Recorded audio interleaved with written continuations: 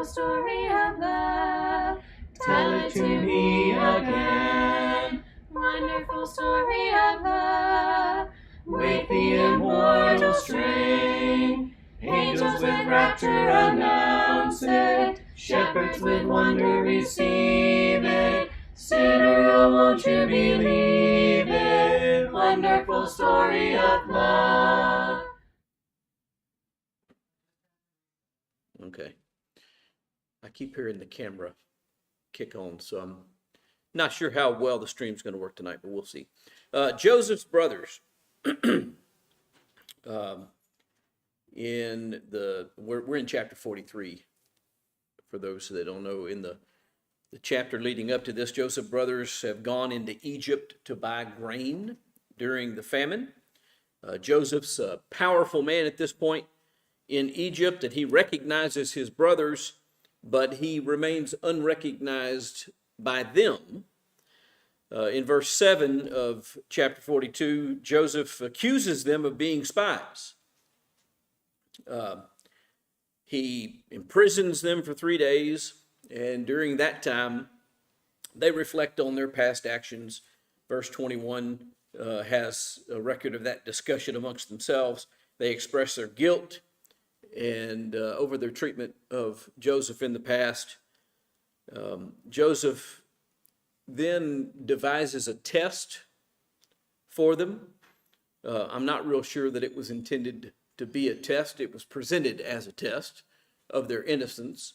What it really was a way to get Benjamin into Egypt, for him to see Benjamin. But anyway, he says that he's going to keep Simeon in custody, let the rest of them go home, and they are to bring back Benjamin. Then he'll know that they're legitimate, that they're telling him the truth, and that they're not spies, and then Simeon will be let go. He does supply them grain, but what else does he do? Anybody remember?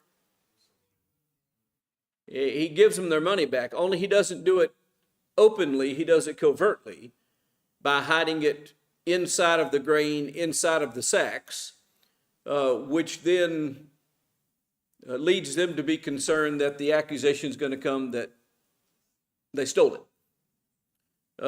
So that's kind of where we are. Tonight we're going to begin in chapter 43.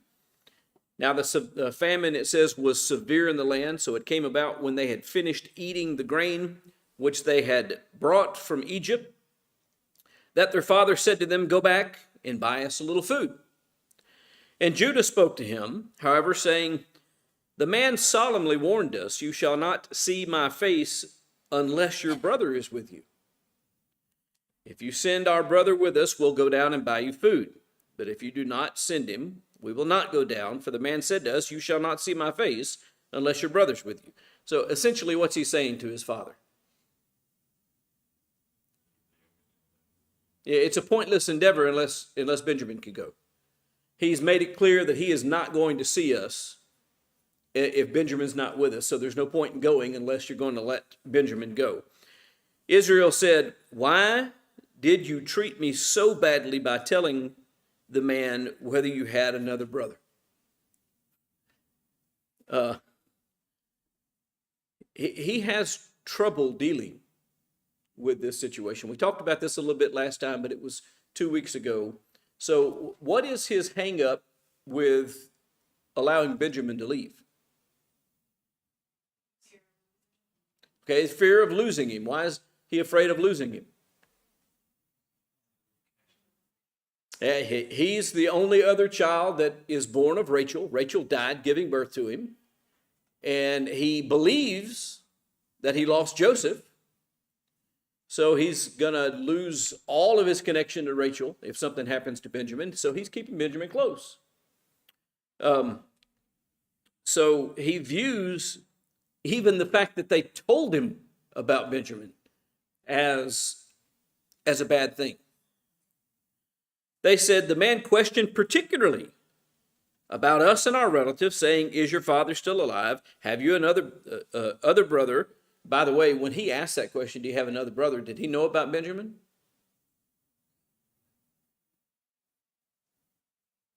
Everybody's convinced that he knew about Benjamin. Might he have been asking about himself, seeing what they would say about Joseph? Consider that. I don't know that he knew about Benjamin. Benjamin was born after, don't remember exactly where the timeline is, so somebody can go back and check it. But he was born after Joseph. I don't know how far after Joseph. So that's something worth looking up and getting the information for. But Benjamin is the youngest.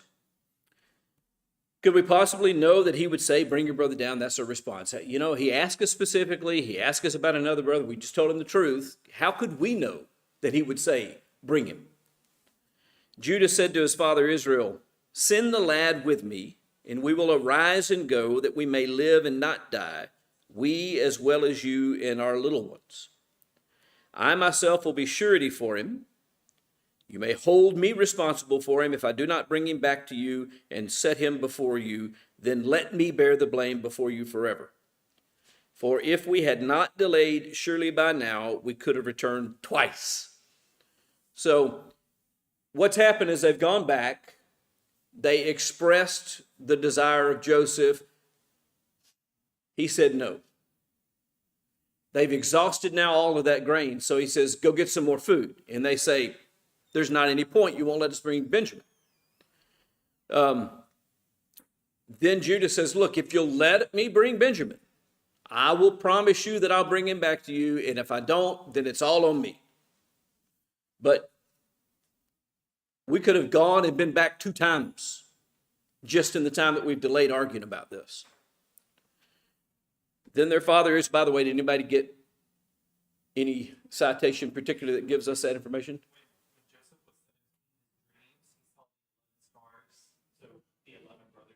Yep. Okay. Right. Yep, right. All right. Then the father, Israel, said to them, if it must be so, then do this. Take some of the best products of the land in your bags, carry down to the man as a present a little balm and a little honey, aromatic gum and myrrh, pistachio nuts and almonds. Take double the money in your hand, and take back in your hand the money that was returned in the mouth of your sacks. Perhaps it was a mistake. And so he's worried about this money thing still, and what that's going to cause the Egyptian leader to do in response. So he says, look, bring some gifts, some nice stuff to give him. Bring twice as much money as he sent back, and bring the money that he sent back and offer it all to him. And maybe that will kind of soothe any anger, and he'll view it as a mistake rather than as something nefarious on their part. Take your brother also, and arise and return to the man. So basically he comes around and realizes the only way he's going to get food is how? If he sends Benjamin back. So he's going to do everything in his power to try to make certain that the chances are better that Benjamin gets to come back safely. May God Almighty, verse 14, grant you compassion in the sight of the man. So he's now invoking God through providence to care for them, that he may release to you your other brother and Benjamin. As for me, if I'm bereaved of my children, I am bereaved. So the man took this present. They took double the money in their hand, and Benjamin, and they arose and went down to Egypt and stood before Joseph. And when Joseph saw Benjamin with them, he said to his house steward, bring the men into the house and slay an animal and make ready, for the men are to dine with me at noon. So the man did as Joseph said, brought them into Joseph's house. And when the men were afraid because they were brought to Joseph's house, and that's talking about his brothers. They don't know what's going on. They show up at the official office and get told, go to his house. And they're like, well, this can't be good. they were brought to Joseph's house, they said, "It is because of the money that was returned in our sacks the first time that we're being brought, that he may seek occasion against us and fall on us and take us for slaves with our donkeys." And so their paranoia gets fired up, and they start going, "Look, he just wants us to get there so that he can lay hold of us and make us his slaves." So they came near to Joseph's house steward and spoke to him at the entrance of the house. And they said, "Oh, my lord, we indeed came down the first time to buy food. And it came about when we came to the lodging place that we opened our sacks, and behold, each man's money was in the mouth of the sack, our money in full. So we have brought it back in our hand." Now, I'm going to stop there for just a moment. This is one of the oldest tricks in the book. One of the ways that you deal with situations like this to try to get out of trouble is to do what? You be the one that acts first. Instead of waiting for them to accuse you, you go up and say, "Hey." And you notice how they framed it. Now, they weren't saying anything that wasn't true, but they were framing it in their best light, right? "Hey, we got home, and it was there. We don't understand how it happened, but we want you to know up front, we're giving you that money back right now. We didn't intend to take that with us when we left. We've also brought down other money in our hand to buy food. We do not know who put our money in our sacks." And he said, "Be at ease, do not be afraid. Your God and the God of your father has given you treasure in your sacks. I had your money." Then he brought Simeon out to them. The man brought the men to Joseph's house and gave them water. They washed their feet. He gave their donkeys fodder. And so they prepared the present for Joseph's coming at noon, for they had heard that they were to eat a meal there. And when Joseph came home, they brought into the house to him the present which was in their hand and bowed to the ground before him. Uh-oh. That sounds like a vision that he had. Bowed to the ground before him. They asked him about their welfare and said, "Is your old father well, of whom you spoke? Is he still alive?" And they said, "Your servant our father is well. He is still alive." And they bowed down in homage. And as he lifted his eyes and saw his brother Benjamin, his mother's son. Now this is his only full brother. His mother's son, he said, "Is this your youngest brother of whom you spoke to me?" And they said, "May God be gracious to you, my son." Joseph hurried out, for he was deeply stirred over his brother, and he sought a place to weep. And he entered his chamber and wept there.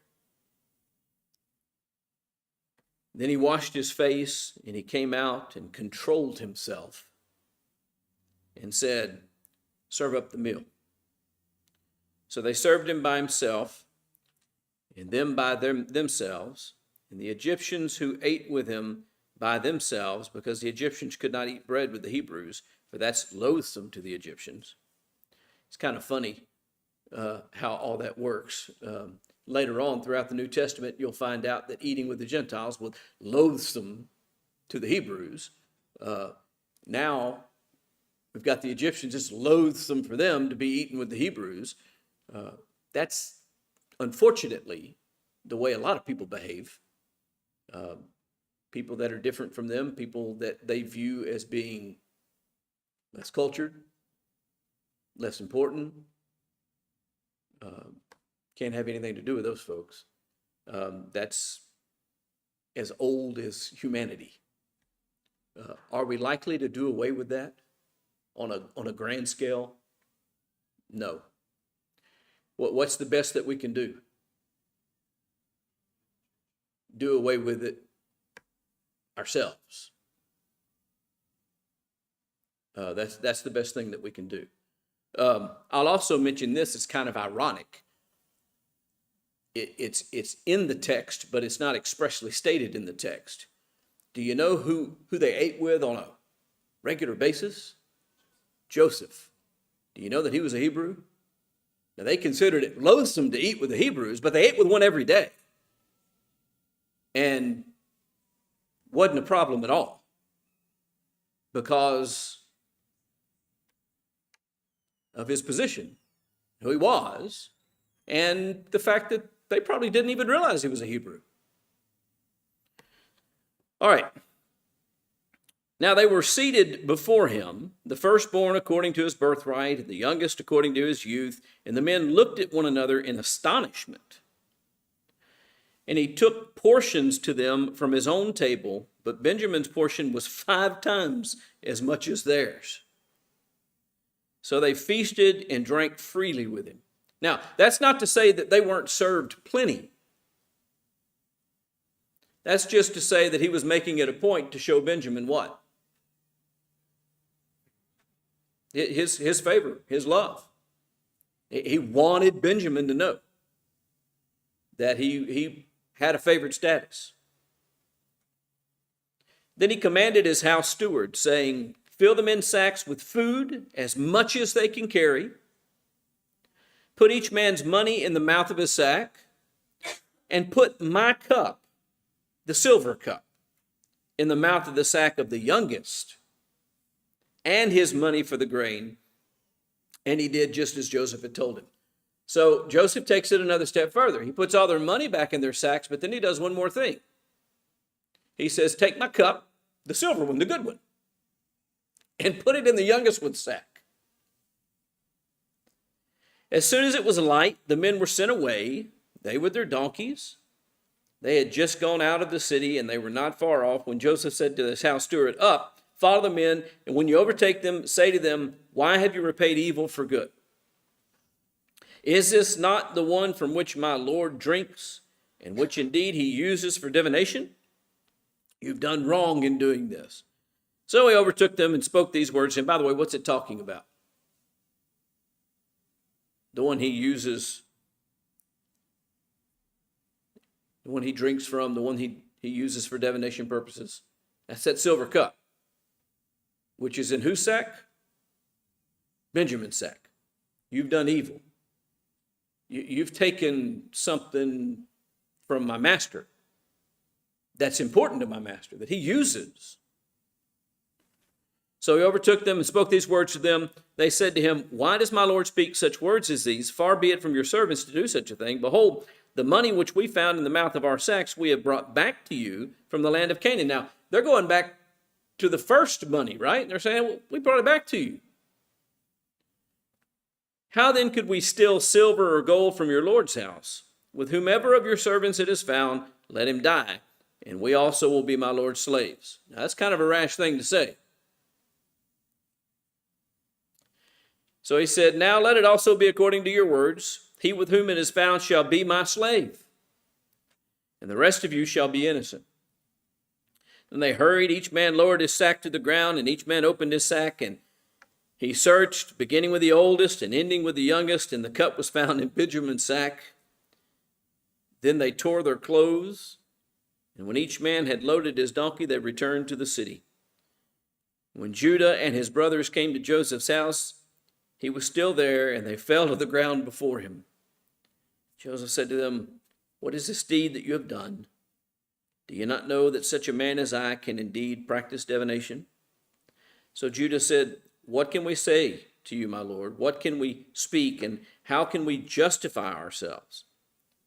God has found out the iniquity of your servants. Behold, we are my Lord's slaves, both we and the one in whose possession the cup has been found. But he said, far be it from me to do this. The man in whose possession the cup has been found, he shall be my slave. But as for you, go in peace to your father. So they go back to Joseph, and they basically throw themselves at Joseph's feet and say, we didn't know anything, we didn't do anything, but we're all going to be your slaves. And Joseph says what? No, y'all go home. Just the one who had the cup. And Joseph actually plays on them a little bit more. He's pretty good at this, because he says, why did you even do this? This is foolish. Don't you know that I can divine things? If you know that I can divine things, then you ought to know that I'm able to do what? Figure out what happened. Figure out who did it. Judah approached him and said, "Oh, my lord, may your servant please speak a word with my lord's ears, and do not be angry with your servant, for you are equal to Pharaoh." My lord asked his servant, saying, "Have you a father or a brother?" And we said to my lord, "We have an old father and a little child of his old age. Now his brother is dead, so he alone is left of his mother, and his father loves him." Then you said to your servants, "Bring him down to me, that I may set my eyes on him." But we said to my lord, "The lad cannot leave his father, for if he should leave his father would die." You said to your servants, however, "Unless your youngest brother comes down with you, you shall not see my face again." Thus it came about, when we went up to your servant, my father, we told him the words of my lord, and our father said, "Go back and buy us a little food." But we said, "We cannot go down. If our youngest brother is with us, then we'll go down, for we cannot see the man's face unless our youngest brother's with us." And your servant, my father, said to us, "You know that my wife bore me 2 sons. And the one went from me, and I said, surely he is torn in pieces, and I have not seen him since. And if you take this one also from me, and harm befalls him, you will bring my gray hair down to Sheol in sorrow." What is Sheol? The grave. In other words, it'll kill me. "Now therefore, when I come to your servant, my father, and the lad is not with us, since his life is bound up in this lad's life, it will come about that when he sees that the lad is not with us, that he will die. Thus your servants will bring the gray hair of your servant, our father, down to Sheol in sorrow. For your servant became surety for the lad to my father." By the way, very noble thing that Judah's doing here. Judah steps up to the plate and goes back to Joseph and says, "Look, this is everything that's happened. This is what's going to happen. And I became the surety. I made promise, saying, if I do not bring him back to you, then let me bear the blame before my father forever. Now therefore, please let your servant remain instead of the lad as a slave to my lord, and let the lad go up with his brothers. For how shall I go up to my father if the lad is not with me, lest I see evil that would overtake my father?" Okay, so the point of all of this, besides the fact that we are getting some pictures into the providence of God and all the other big picture things that we're talking about in general here, is we're also having Judah's character exposed more to us. Now, one of the things, has Judah ever done anything bad? Yes. We remember the whole chapter dedicated to Judah doing something really bad. But what did he do in response to that? He tried to make it right. He owned what he did wrong. We're seeing again Judah step up to the plate, take responsibility, and he said, "Look, I basically offered my life in the place of my brother's life to my father, so let my brother go home and take me as a slave." That's what he's done here. How am I going to go back without the lad? Now, again, if we go all the way back in this story to when Joseph was sold in slavery, what did the brothers actually want to do to Joseph? Kill him. They plotted to kill him. Why didn't they kill him? Because of Judah. So all along in this story, we see this character of Judah.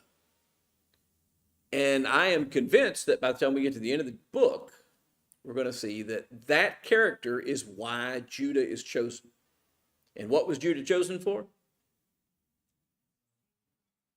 It's through Judah's loins, the fourth-born son, that Jesus will be brought into the world. This is all about why that is the case. Now, on top of that is this overarching story of God providing for the Israelites through his providence. If the food's not there, then what happens to the people? They starve. So God provided for them food. Now, did God send Joseph to Egypt? Not exactly. That's a great answer. He didn't stop it from happening, but he didn't make it happen either. What he did do was use it to accomplish his purposes. And that is a demonstration of at least one way that God's providence works. God doesn't necessarily make things happen. He uses what happens to accomplish his ends, which is a much, much greater thing. And Joseph's going to come to realize that that's what's going on. And that says a lot about Joseph. And so just keep all that in mind as we read and talk about these things. Chapter 45, Joseph could not control himself before all those who stood by him, and he cried. He couldn't hold it in anymore. You'll recall we were told he went back to his room and he wept, but then he brought himself under control and he went back out there and he ordered for lunch to be served, and he has all of this interaction with them. Now they've come back and all this, and he just can't contain himself anymore. And so he cried, "Have everyone go out from me." So he sends everyone out of the room. There was no man with him when Joseph made himself known to his brothers. So now Joseph finally does what? He reveals himself. He tells them.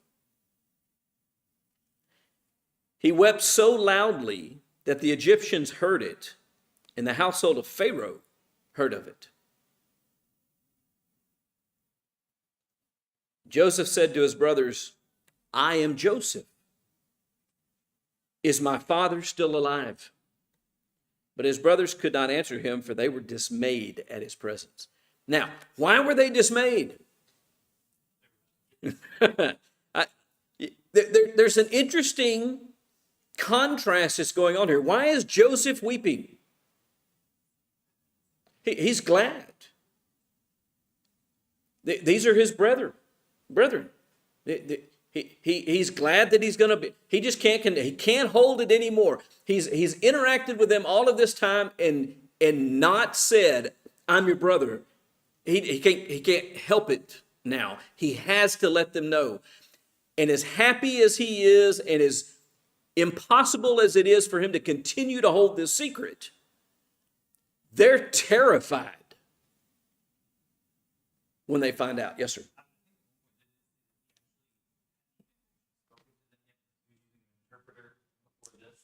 There is, yes. At the beginning, they certainly the case. I don't know if it continued through the whole story, but he did talk to them. He spoke in what language? Egyptian. He was the Egyptian ruler.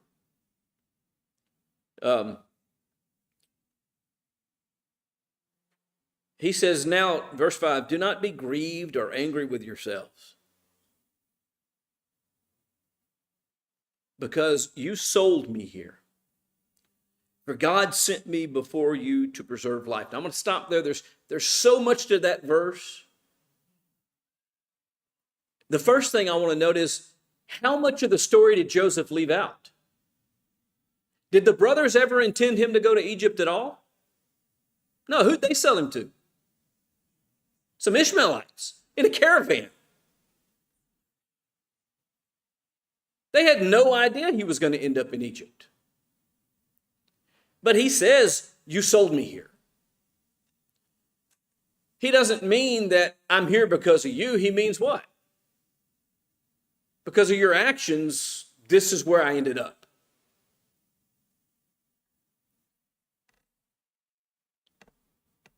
Then he says,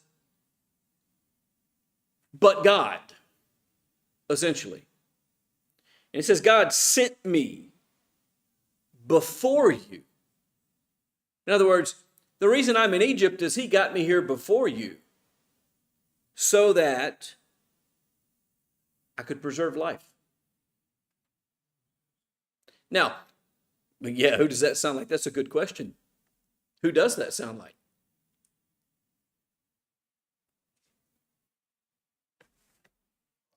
Christ. He is certainly the shadow of Christ. He came into Egypt. By the way, Christ came out of Egypt too, didn't he? Before them in order to do what? To deliver them or save them. He provided them bread. Christ said, I am the bread out of heaven. So he's clearly supposed to be a shadow of the Messiah. But do any of them know that? No. That doesn't become clear until much, much, much, much later.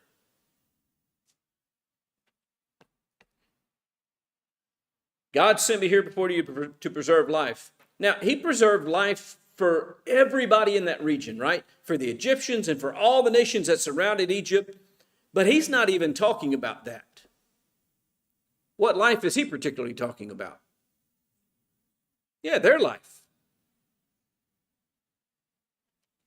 For the famine has been in the land these 2 years, and there are still 5 years in which there will be neither plowing nor harvesting.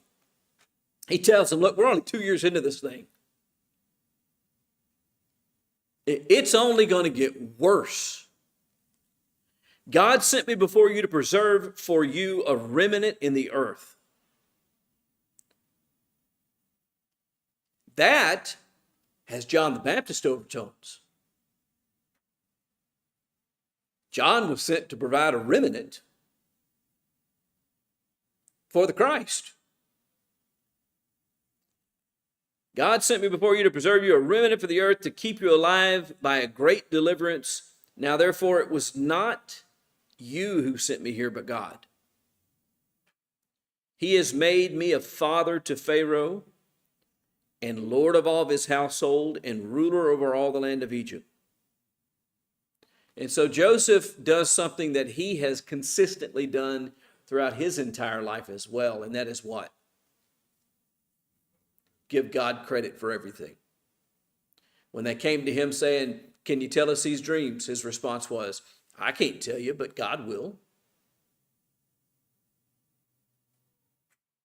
He's now doing that again. Look, I'm not here because of you, and I'm not here because of me, and I'm not here because of Pharaoh. I'm here because of God. That is how that is how Joseph sees this scenario. Would we do well viewing life that way? Let's talk about that for a minute, because the important thing about any study is to learn from it what it means for us, how we can learn, how it can shape the way that we live, and what it can do for us. That these things were written for our learning, so let's learn. How can we use this to better live as Christians today?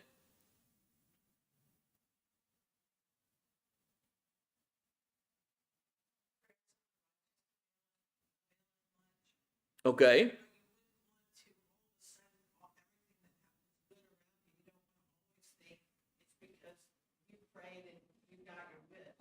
Okay.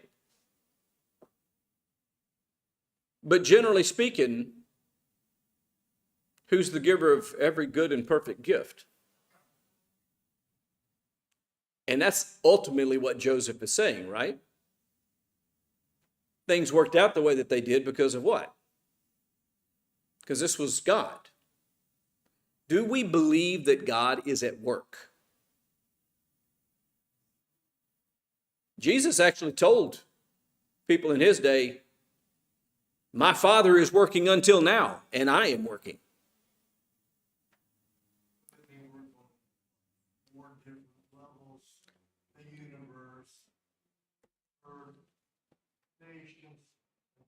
Yeah. The only work, as far as I'm aware of, that God has sat down from is what? Creation. Creation is done. He sat down. Now, Jesus' redemption work is done, right? He sat down.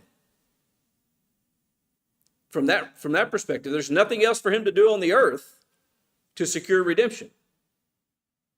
All that's left pertaining to that is in heaven. That work is done. But what about other things? Is God's providence still at work?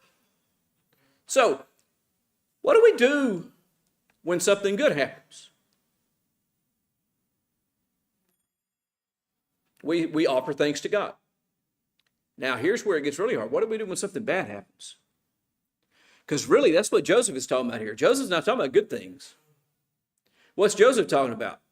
Well, his brothers hating him and selling him into slavery, and then his purchasers there sending him to somebody where he got falsely accused of a crime that he didn't do and spent 2 years in jail for something he didn't, actually over 2 years in jail for something he didn't do. I say over 2 years because he spent 2 years after his cellmates got released, and so exactly how much time he was in jail with them before that happened, I don't know. So it was some over 2 years that he spent in jail for a crime that he didn't do. Then he ended up in Egypt, away from his family.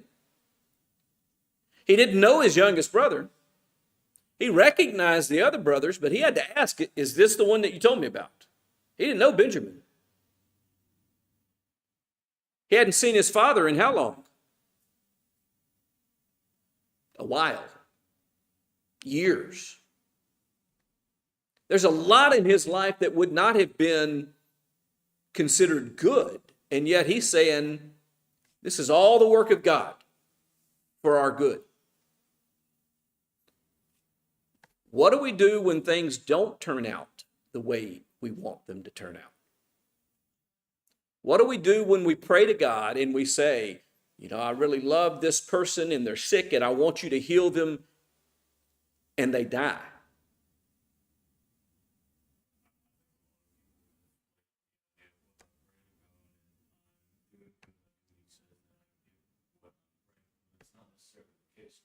Instead, and I forget the sermon where it was preached, we should instead ask, let your will be done. Because you can pray for every good thing to happen. If my grandfather had cancer, I'd pray for him to be saved. I prayed for the sickness will. Instead, he passed away. My faith really is gone. But, you know what happens sometimes? We get angry with God. And we blame God. What about when the person we want to be a leader doesn't become the leader and someone that we don't want to be the leader becomes the leader? Now, if it's a person we want, we very quickly say what? Now, this is the providence of God. What about when it's a person we don't want? Who raises up leaders? Does that change the way I feel about the leader? Not necessarily. Does that change the way I react to the situation? It should change it dramatically. Where I say, this isn't what I wanted, but clearly it's what God desires, and I don't know why, but you know what I must conclude? God's doing it for some good purpose.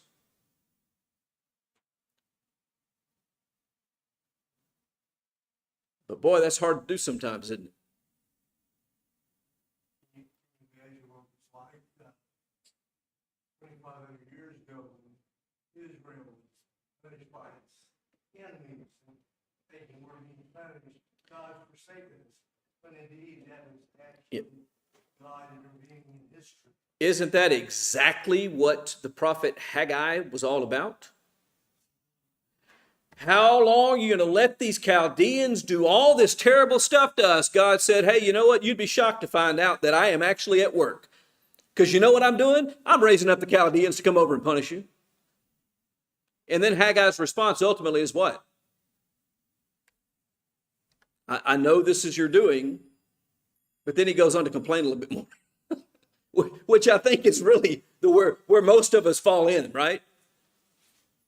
That, well, okay, if it's what you want, that's fine. But let me tell you, this is what I think is wrong.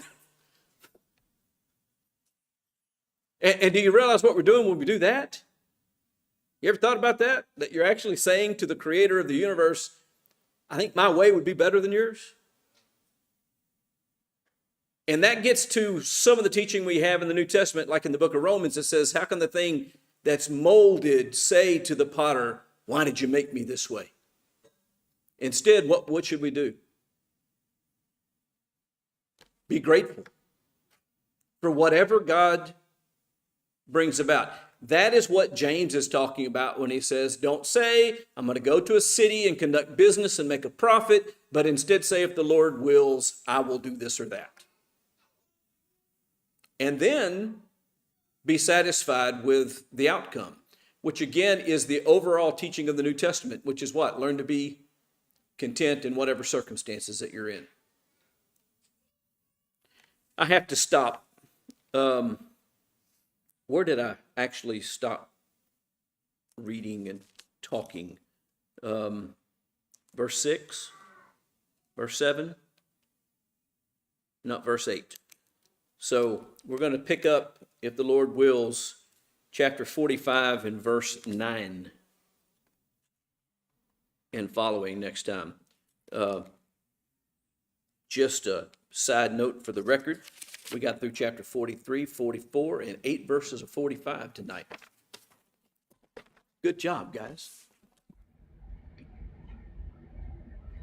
Wonderful story of love, tell it to me again. Wonderful story of love, with the immortal strain. Angels with rapture announce it, shepherds with wonder receive it. Sinner, oh, won't you believe it? Wonderful story of love, wonderful story of love, wonderful story of love, wonderful story of love, wonderful story of